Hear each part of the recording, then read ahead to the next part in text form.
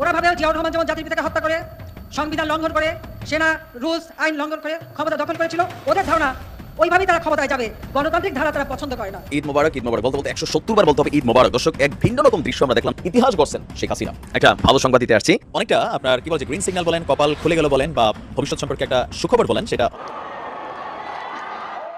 এবার শেখ হাসিনাকে বাংলাদেশে ফিরিয়ে দেওয়ার বিষয়ে মুখ খুলল জাতিসংঘ। ইনক্লুসিভ নির্বাচনের তত্ত্ব নিয়ে কথা বলল জাতিসংঘ। জাতিসংঘের অবস্থানটা ঠিক পরিষ্কার হওয়া যাচ্ছে না, বিভিন্ন সময় বিভিন্ন ধরনের মন্তব্য তারা করছে। এবার জাতিসংঘের উপমুখপাত্র তিনি একটি প্রশ্নের উত্তরে যে জবাব দিলেন, সেই জবাব একেবারে স্পষ্ট করে দেয় জাতিসংঘ এখনও চাইছে বাংলাদেশে ইনক্লুসিভ নির্বাচন হোক, কিন্তু সেটা আদৌ কি সম্ভব?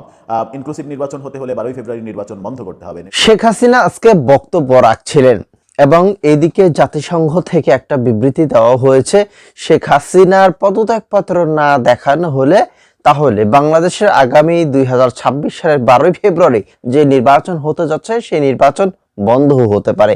প্রিয় দর্শক শ্রোতা মণ্ডলী, এবার গোপনে আওয়ামী লীগকে ফেরাতে চাচ্ছে মার্কিন যুক্তরাষ্ট্র। সেটা কিভাবে ফেরাচ্ছে চলেন আমরা একটু বিস্তারিত ভিডিও স্ক্রিনে দেখব। আশা করছি বরাবর মতোই সবসময় আমাদের সাথেই থাকবেন।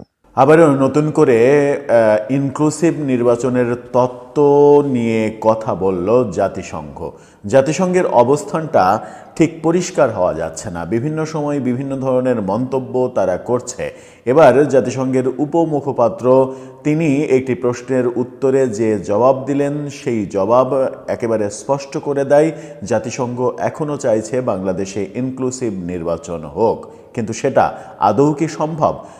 ইনক্লুসিভ নির্বাচন হতে হলে 12 ফেব্রুয়ারি নির্বাচন বন্ধ করতে হবে, নির্বাচন পিছিয়ে দিতে হবে, পুনঃতফসিল করতে হবে, আওয়ামী লীগকে নির্বাচন করার সুযোগ দিতে হবে, তাদেরকে দেশে ফিরতে দিতে হবে। এতগুলো কর্মযজ্ঞ কি সম্ভব?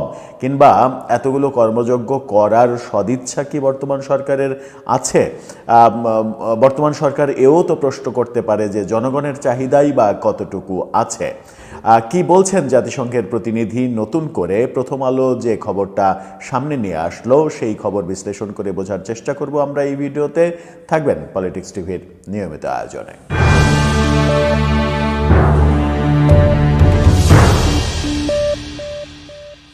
দর্শক, বলছিলাম জাতিসংঘের প্রতিনিধির আবারও ইনক্লুসিভ নির্বাচনের ইঙ্গিত বাংলাদেশকে কেন্দ্র করে।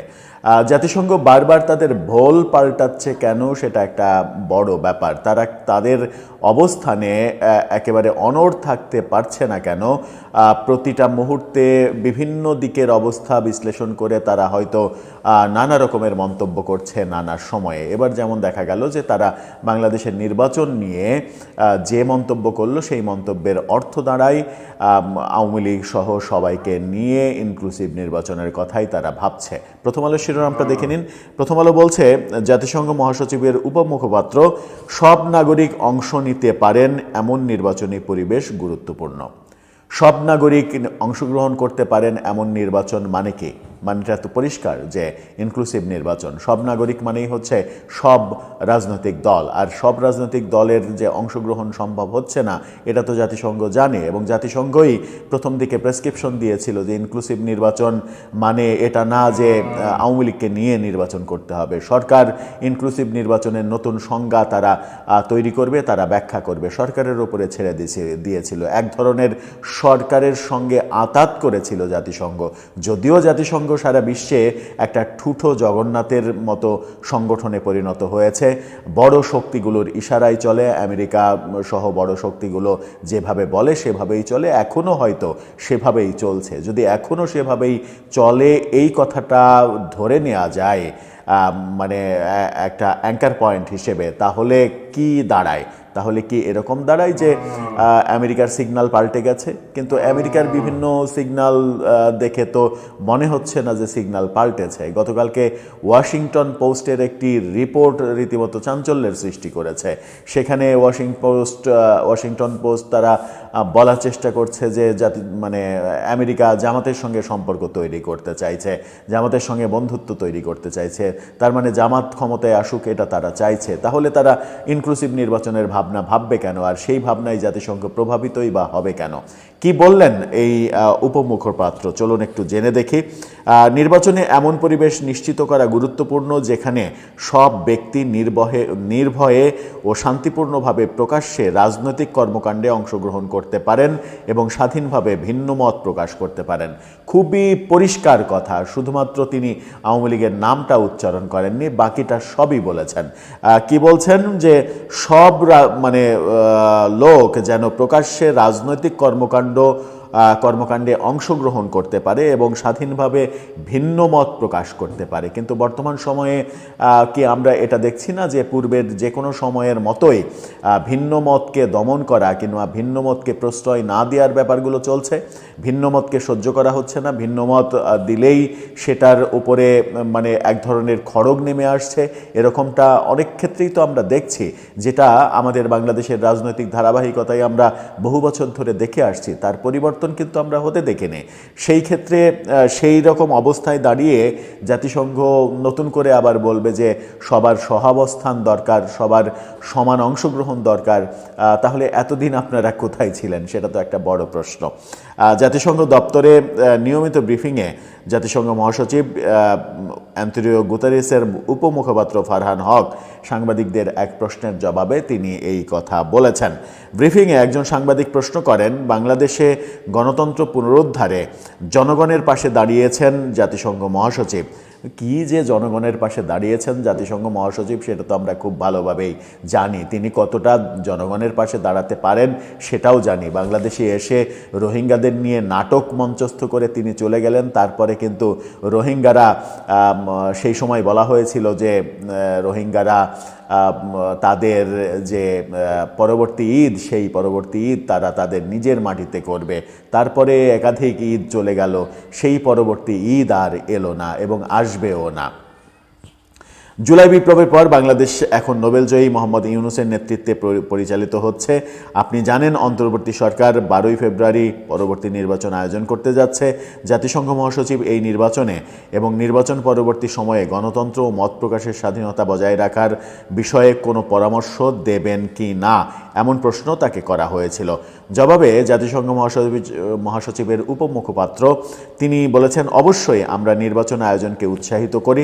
জাতিসংঘের পুরো ব্যবস্থায় আমরা এটি স্পষ্ট করে দিয়েছি যে নির্বাচনে এমন একটি পরিবেশ নিশ্চিত করা গুরুত্বপূর্ণ যেখানে সব ব্যক্তি নির্ভয়ে ও শান্তিপূর্ণভাবে প্রকাশ্যে রাজনৈতিক কর্মকাণ্ডে অংশগ্রহণ করতে পারেন এবং স্বাধীনভাবে ভিন্ন মত প্রকাশ করতে পারেন। এই মুখপাত্র কি তিনি জানেন বাংলাদেশে সেটা যেটা তিনি চাইছেন সেটা আছে কি নেই? খোঁজ নিয়েছেন যে বাংলাদেশে সব রাজনৈতিক মতাদর্শ ওপেন? ভাবি কয় তুই উড়ি আর কি ভাই যাইস, আমরা ভাই যে বেড়াই আইস। আমি দিছি না না ভাবি আগো বইও যাই ভাই, তো আইসো কটা খাইতে যাও দুপুরে খাবারের টাইম। অর্থাৎ দিতে চাই না চাইতে।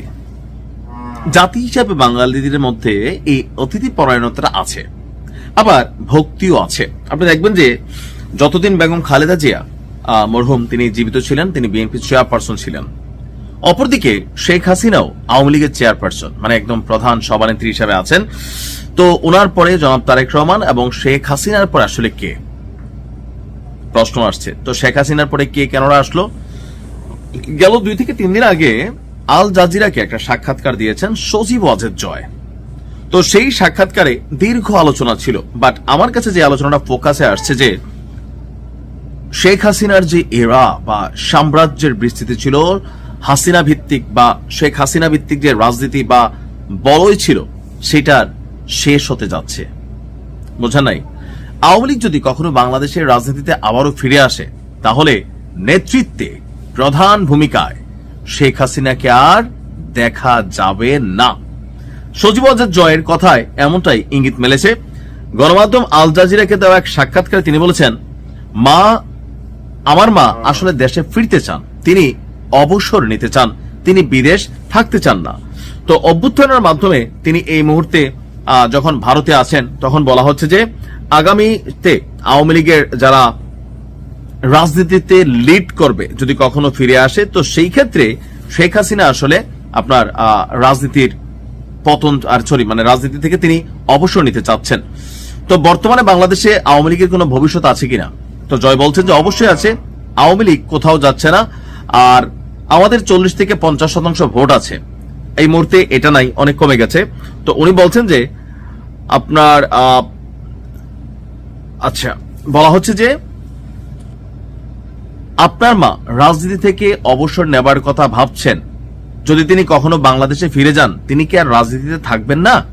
তো সজীব ওয়াজেদ জয় বলছেন না, তার বয়স হয়েছে 78 বছর, এমনিতেই এটা তার শেষ মেয়াদ হতো, তিনি অবসর নিতে চাচ্ছেন। তো তখন প্রশ্ন ছিল যিনি উপস্থাপক, তাহলে এটাকে কি শেখ হাসিনা যুগের সমাপ্তি বলা যায়? জয় বললেন সম্ভবত তাই। তো বাংলাদেশে আওয়ামী লীগকে আগামী দিনে কারা লিড করবে, এটা নিয়ে শেখ হাসিনা সরকার ক্ষমতায় থাকতেই আলোচনা ছিল যে কোনো সময় আওয়ামী লীগের নেতৃত্ব ছেড়ে দিবেন শেখ হাসিনা। তো কার কাছে যাবে? বাংলাদেশের যে পরিবারতান্ত্রিক রাজনীতি আছে, বিএনপি, আওয়ামী লীগ বা জাতীয় পার্টি, তো সেখানে পরিবারের হাতেই যায়। তবে বিএনপির বেলায় আগে থেকেই জনাব মরহুম আরাফাত রহমান কোকো, তিনি আপনার রাজনীতিতে এতটা অ্যাক্টিভ ছিলেন না, ব্যবসা বিভিন্ন নিয়ে ব্যস্ত ছিলেন। তারেক রহমান রাজনীতিতে অ্যাক্টিভ ছিলেন, তো সেই কারণেই তিনি রাজনীতিতে টিকে আছেন। আর যেহেতু তিনি এই মুহূর্তে একজন ছেলে, তো সেই ক্ষেত্রে নেতৃত্বটা তার হাতে গিয়েছে। তবে আগামীতে আওয়ামী লীগের নেতৃত্ব কার কাছে যাবে, যেহেতু শেখ হাসিনার ছেলে মেয়ে 2 জন, আবার ওনার বোনও আছেন, তো পরিবারতন্ত্র হিসাবে এটা শেখ রেহানা অথবা সজীব ওয়াজেদ জয়। তো সজীব ওয়াজেদ জয় আওয়ামী লীগ ক্ষমতায় থাকাকালীন তিনি আসলে রাজনীতিতে ওইভাবে কনফ্লিক্ট কানেক্টেড ছিলেন না। তিনি ব্যবসা বাণিজ্য বিভিন্ন ইস্যুতে কানেক্টেড থাকলেও সরাসরি রাজনীতির ময়দানে বক্তব্য দেওয়া, দলকে কন্ট্রোল করা অথবা কোনো দায়িত্ব নেওয়া এরকম ছিল না। শেখ হাসিনার হাতেই সবকিছু ছিল। তখন আলোচনায় ছিল শেখ রেহানার নাম, বাট 5ই আগস্টের পর সজীব ওয়াজেদ জয়কে বিশ্ব মিডিয়া প্রাধান্য দিচ্ছে। রয়টার্স থেকে শুরু করে আল জাজিরা বা বিভিন্ন যে ইন্টারন্যাশনাল গণমাধ্যমগুলো, তিনি সেখানে সাক্ষাৎকারও দিচ্ছেন, সোশ্যাল মিডিয়া বা অনলাইন প্ল্যাটফর্মে তিনি কথাও বলছেন। তো কেউ কেউ মনে করছেন যে মুজিব থেকে সজীব, অর্থাৎ আগামী দিনে আওয়ামী লীগের নেতৃত্বে আসতে পারেন সজীব ওয়াজেদ জয়, শেখ মানে যে পুতুল না। কিন্তু কথাবার্তা বিভিন্ন কিছুতে এতদিন একটা আলোচনা ছিল যে পুতুলই হতে যাচ্ছেন আগামীতে আওয়ামী লীগের মূল কাণ্ডারি। বাট রাইট নাও আমার কাছে 5 আগস্ট পরবর্তী সময় আওয়ামী লীগের ভূমিকা দেখা বা সজীব ওয়াজেদ জয়ের ভূমিকা দেখা আমার কাছে মনে হয়েছে যে পুতুল টোটালি সাইলেন্স আছেন, আর আন্তর্জাতিক মিডিয়া বা বিভিন্ন ভাবে সাক্ষাৎকার দিচ্ছেন, কথা বলছেন দল নিয়ে, রাজনীতি নিয়ে, ভবিষ্যৎ নিয়ে, সেটা হচ্ছে সজীব ওয়াজেদ জয়। আবার আওয়ামী লীগের নেতাকর্মীরাও মুজিব থেকে সজীব এরকম একটা পারসেপশন বা ন্যারেটিভ তৈরি করার চেষ্টা করছেন। তার মানে সবকিছু ঠিকঠাক থাকলে আগামীতে আওয়ামী লীগের দায়িত্ব নেবে সজীব ওয়াজেদ জয়, যদি কখনো বাংলাদেশে আওয়ামী লীগ ফিরে আবার রাজনীতির সুযোগ পায়। আর হাসিনা যুগের যেই সামাজিক যোগাযোগ মাধ্যমে ইতিমধ্যেই আওয়ামী লীগ নেত্রী শেখ হাসিনাকে নিয়ে কিন্তু তোলপাড় হয়ে যাচ্ছে। এদিকে জামায়াত এবং বিএনপি পাল্টাপাল্টি আক্রমণ। প্রিয় দর্শক শ্রোতা, সাম্প্রতিক যে ইস্যুগুলো চলতেছে তা নিয়ে পুরো উত্তপ্ত আমাদের রাজনীতির মাঠ। যাই হোক, দিন শেষে আপনাদের মূল্যবান মতামত সেটা লিখবেন আমাদের কমেন্ট বক্সে। এবং হ্যাঁ, আগামী দিনে নির্বাচনে আওয়ামী লীগ থাকতে পারবে কিনা, এবং এই নির্বাচনে যদি আওয়ামী লীগ অংশগ্রহণ না করে সেটা মানে সুষ্ঠু অবাধ নির্বাচন হবে কিনা তা নিয়ে কি বলবে জাতিসংঘ, তা হয়তোবা আমরা ধীরে ধীরে জানতে পারবো। ভালো থাকবেন। ভিডিওটি